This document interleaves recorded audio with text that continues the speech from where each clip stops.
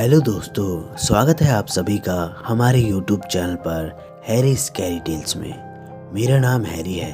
आज मैं आप सभी के लिए जिन का लास्ट पार्ट लेकर आया हूँ। अगर आपने बाकी के सभी पार्ट नहीं सुने हैं तो डिस्क्रिप्शन में लिंक दे दिया गया है, जाकर सुन लीजिएगा, फिर इस कहानी को सुनिएगा। और हाँ दोस्तों, अगर आपने अभी तक हमारे चैनल को सब्सक्राइब नहीं किया है तो प्लीज़ हमारे चैनल को सब्सक्राइब कर लीजिए, ताकि आपको हमारी नई वीडियो की नोटिफिकेशन मिल पाए। तो चलिए दोस्तों, कहानी को शुरू करते हैं। वो सभी लोग उन जानवरों को लाचारी से देख रहे थे। तभी वहाँ पर वो लंबी औरत भी आ गई। तुम हमसे क्या चाहती हो? नासिर ने चिल्लाकर पूछा। मुझे तुम लोगों का खून चाहिए। मैं और मेरे ये बच्चे बहुत भूखे हैं, उस औरत ने भयानक आवाज में कहा। नासिर उसकी बात पर सब चुप होकर रह गए। हम इनसे नहीं लड़ पाएंगे क्योंकि हमारे पास कोई हथियार नहीं है जो हम इनसे लड़ सके, नासिर ने धीरे से कहा।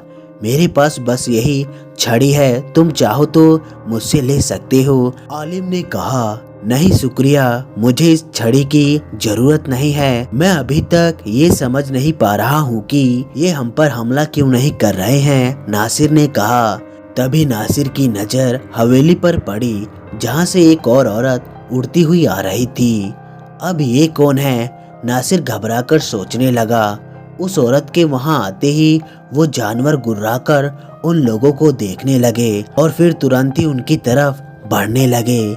सभी एक दूसरे का हाथ थाम लो। मैं नहीं जानता कि हम जिंदा भी बच पाएंगे या नहीं, नासिर ने कहा। सब लोगों ने एक दूसरे का हाथ थाम लिया और लाचारी से उन जानवरों को देखने लगे जो उनकी तरफ बढ़ते हुए आ रहे थे। तभी एक तेज हवा का झोंका आया और वो सभी जानवर उस झोंके से पीछे हट गए।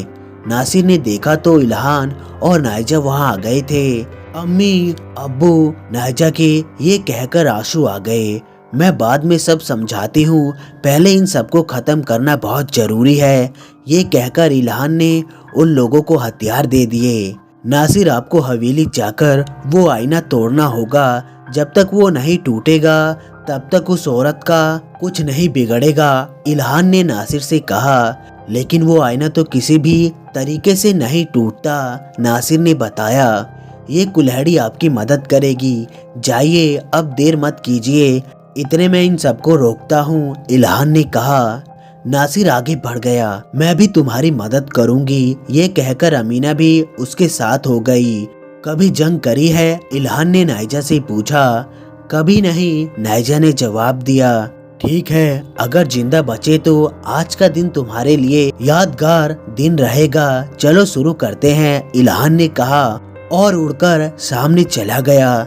नासिर के रास्ते में आने वाले जितने भी जानवर थे वो सभी इल्हान ने उड़ाकर दूर फेंक दिए। जो जानवर नाइजा और सब्बा की तरफ बढ़ते हुए आ रहे थे उन्हें नाइजा और सब्बा अपने खंजर से मारने लगी। आलिम के पास अपनी एक छड़ी थी जिसके मुंह पर एक नुकीली चाकू था, तो वो उसी का इस्तेमाल कर रहा था। इल्हान नासिर का रास्ता साफ करने में लगा हुआ था कि तभी उस औरत ने इल्हान पर हमला किया और इल्हान जमीन पर आ गिरा। इल्हान उठा तो वो औरत उसकी तरफ बढ़ती हुई आ रही थी। इल्हान उसे अपनी हवा की ताकत से रोकने लगा, लेकिन फिर भी वो धीरे धीरे करके इल्हान की तरफ बढ़ने लगी। इल्हान के पास पहुंचकर उस औरत ने इल्हान को उठाकर दूर पटक दिया। तुम्हारा इस जंग से कोई वास्ता नहीं है, तुम इन सब से दूर रहो, उस औरत ने इल्हान से कहा। कभी नहीं, इल्हान ने कहा और हाथ के इशारे से ही बड़ा पेड़ उस औरत के ऊपर गिरा दिया और वो औरत कुछ देर के लिए उसके नीचे दब गई। इल्हान वापस वहां से उन लोगों की मदद के लिए बढ़ गया। नाइजा और सब्बा के हाथ दुखने लगे थे। इनकी तादाद बहुत ज्यादा है, हम ज्यादा देर तक इनका सामना नहीं कर पाएंगे, सब्बा ने कहा। हौसला रखो बाजी, हमें इन बुरी ताकतों के आगे नहीं झुकना है, नाइजा ने कहा। एक बात तो माननी पड़ेगी कि तुम बच्चों में बहुत हिम्मत है, आलिम ने कहा। मौका देखकर रुखसार वहां से चुपचाप हवेली की तरफ बढ़ गई। इल्हान जल्दी से वापस नाइजा और सब्बा के पास पहुंच गया और उसने फिर से उन जानवरों को पीछे धक्का दिया, लेकिन वो औरत पीछे से आकर इल्हान को फिर से उड़ाकर ले गई। मैंने कहा था कि ये सब चीज तुम्हारे लिए नहीं है, तुम अब इन इंसानों की वजह से मारे जाओगे। मैं तुम्हें उसी काले पानी में डुबा दूंगी और तुम कयामत तक वहाँ से नहीं निकल पाओगे। उस औरत ने कहा। इल्हान ने उस पर अपनी शक्ति भी इस्तेमाल की, लेकिन उस औरत ने वो सब जाया कर दी। तभी एक बिजली सी चमकी और इल्हान उस औरत के चंगुल से छूट गया। उसने देखा तो उसके अब्बू और कुछ और जिन वहाँ आ गए थे। इल्हान, तुम बाकी इंसानों को देखो, मैं इसे देखता हूँ, उसके अब्बू ने कहा। इल्हान ने अपना सिर हिलाया और उड़ता हुआ सब्बा और नाइजा के पास चला गया। वहाँ पहुंचकर वो फिर से उन जानवरों से लड़ने लगा। देर से आए लेकिन दुरुस्त आए, नाइजा ने मुस्कुराते हुए कहा। बेशक, इल्हान ने कहा और पीछे से आने वाले कुछ जानवरों को दूर हवा में उड़ा दिया।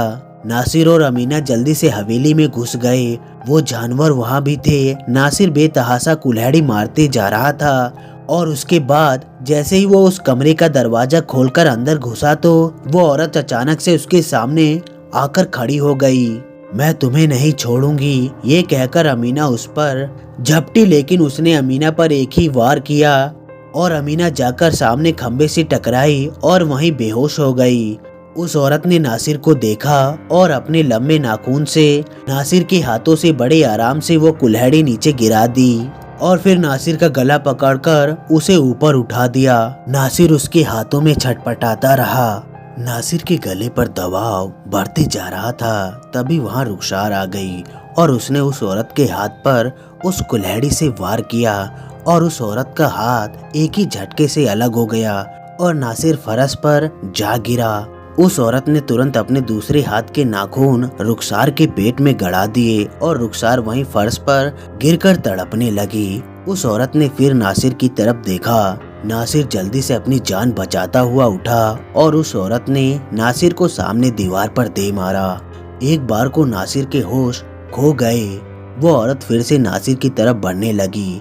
तभी नासिर की नजर वहाँ पड़ी, अपनी बंदूक पर पड़ी। नासिर ने जल्दी से उसे उठा लिया और एक उस औरत के चेहरे पर निशाना लगाकर बंदूक चला दी। एक ही बार में उस औरत के चेहरे के परखच्चे उड़ गए। नासिर फिर खिसकता हुआ रुखसार के पास आया। रुखसार, तुम ठीक तो हो ना? नासिर ने पूछा। भाईजान, मेरी फिक्र ना करो और हो सके तो मुझे माफ कर देना।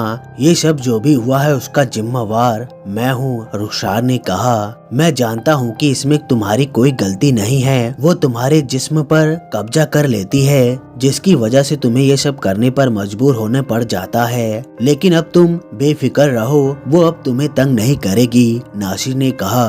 तभी रुखसार की नजर नासिर के पीछे पड़ी। वो औरत का सिर एक बार फिर से जुड़ने लगा था। नासिर भैया, वो औरत, रुखसार ने कहा। नासिर ने जल्दी से वो कुल्हाड़ी उठाई और उस आईने पर फेंक कर मार दी और एक ही झटके में उस आईने का कांच चकनाचूर हो गया और वो औरत वापस उस आईने में समा गई। आओ रुखसार, हमें अब यहाँ से चलना चाहिए, नासिर ये कहकर रुखसार को सहारा देने लगा। तभी उस आईने के छोटे से टुकड़े में से एक हाथ निकला और उसने रुखसार को उस आईने में खींच लिया। नासिर जल्दी से उठा और उस कुल्हाड़ी से उस आईने पर तब तक वार करता रहा जब तक कि उस आईने के कांच पूरी तरह से चूर ना हो गए और फिर वहीं घुटने के बल बैठ गया। रुखसार, मुझे माफ कर दो जो मैं तुम्हें नहीं बचा सका। नासिर ये कहकर धीरे से उठा और उस कमरे से बाहर आकर अमीना को होश में लाने की कोशिश करने लगा। अमीना होश में आ गई थी। आप ठीक तो हो ना? वो औरत, अमीना ने थके हुए लफ्जों में पूछा। वो आईने में समा चुकी है, नासिर ने कहा और फिर अमीना को सहारा देकर बाहर ले जाने लगा। वो लोग जैसे ही हवेली से बाहर आए वैसे ही हवेली भरभरा कर ढेर हो गई। वो लोग बाहर आए तो सभी वहाँ खड़े थे। उस औरत के आईने में समाते ही वो सब जानवर वहाँ से भाग खड़े हुए। लगता है नासिर ने अपना काम पूरा कर दिया है, इल्हान ने कहा। वो आईना टूट चुका है, नासिर ने बताया। बेशक वो आईना टूट चुका है, लेकिन अब आगे हम कोई खतरा मोल नहीं लेंगे। उस आईने को भी हम उस काले पानी में डुबा देंगे जिसमें उस औरत की बहन कैद है, इल्हान के अब्बू ने कहा और अपने साथ के दो जिनों को इशारा कर दिया। वो दोनों उस आईने को उस हवेली के मलबे से निकालकर ले गए। आप लोगों को बहुत बहुत शुक्रिया, आप लोगों ने हमारी मदद की, नासिर ने कहा। हमें तुम लोगों की मदद करके खुशी हुई। हम चाहते हैं कि आगे भी हम जिनों का और तुम इंसानों का ये रिश्ता ऐसे ही बना रहे। तुम लोग भी जितनी जल्दी हो सके इस जगह को छोड़ दो और वापस यहाँ लौटकर मत आना। इल्हान के अब्बू ने कहा। चलो इल्हान, हमारा काम भी यहाँ पूरा हो गया है। इल्हान के अब्बू ने कहा। अब्बू आप जाइए, मैं बाद में आता हूँ। इल्हान ने कहा। मेरी बात याद है ना, इंसान की उम्र ज्यादा नहीं होती। इल्हान के अब्बू ये कहकर इल्हान का कंधा थपथपाकर चले गए। आपने मेरी बेटी नाइजा को बचाकर हम पर बहुत बड़ा एहसान किया है। अमीना ने इल्हान के आगे हाथ जोड़कर कहा। ये तो मेरा फर्ज था। इल्हान ने कहा। अगर आप लोगों को कोई ऐतराज ना हो तो क्या मैं नाइजा से 2 मिनट के लिए बात कर सकता हूँ? इल्हान ने नासिर की तरफ देखते हुए कहा। हाँ जरूर कर सकते हैं, हम लोग इतने यहाँ से जाने के लिए कुछ देखते हैं। नासिर ये कहकर अमीना और शब्बा के साथ वहाँ से हट गया। नाइजा की आंखों में आंसू आ रहे थे। तुम मेरे लिए रो रही हो? इल्हान ने पूछा। हाँ मुझे तुम्हारे साथ ही रहना है, नाइजा ने सिसकते हुए कहा। काश ये संभव हो पाता। तुम्हें पता ही है कि हम जिनों की हजारों बरस की उम्र होती है और मैं तुम्हें कभी भी अपने सामने बूढ़ी होकर मरते हुए नहीं देख सकता। इससे अच्छा तो यही होगा कि मैं तुमसे दूर हो जाऊं और इसी सोच के साथ जिंदा रहें कि तुम इस दुनिया में कहीं न कहीं आज भी जिंदा हो। इल्हान ने कहा। लेकिन इल्हान, मैं तुम्हारे बिना कैसे जिंदा रह पाऊंगी? नाइजा अभी भी सिसक रही थी। वो देखो, तुम्हारे परिवार के लोग तुम्हारा इंतजार कर रहे हैं, तुम्हें अब जाना चाहिए। इल्हान ने कहा। लेकिन नाइजा कुछ कहना चाहती थी। अब जाओ, इल्हान ने कहा तो नाइजा धीरे धीरे चलती हुई बाकी सबके पास आ गई। उन्होंने एक टांगे का इंतजाम कर लिया था, सब उसमें बैठकर चल दिए। नाइजा इल्हान को तब तक देखती रही जब तक इल्हान उसे दिखाई देता रहा। वो लोग फिर से वहीं जाकर रहने लगे जहाँ पर पहले रहते थे। एक दिन नाइजा अकेले ही बाजार से लौट रही थी कि अचानक उसे इल्हान की याद आ गई। काश इल्हान यहाँ होता। नाइजा यही सोचती हुई घर की तरफ जा रही थी कि तभी 4 लड़कों ने उसे घेर लिया। ये अकेले अकेले कहाँ जा रही हो? एक लड़के ने पूछा। चले जाओ यहाँ से, नाइजा चिल्लाई। एक लड़का नाइजा का हाथ पकड़ने के लिए आगे बढ़ा कि तभी एक तेज हवा का झोंका आया और वो लड़का हवा में उछलता हुआ दूर जा गिरा।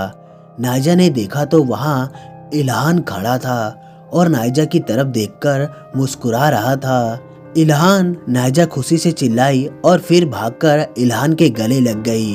तो दोस्तों, कहानी बस यहीं तक थी। कहानी आप लोगों को कैसी लगी लाइक और कमेंट करके जरूर बताएं और साथ में हमारे चैनल को भी सब्सक्राइब कर लें।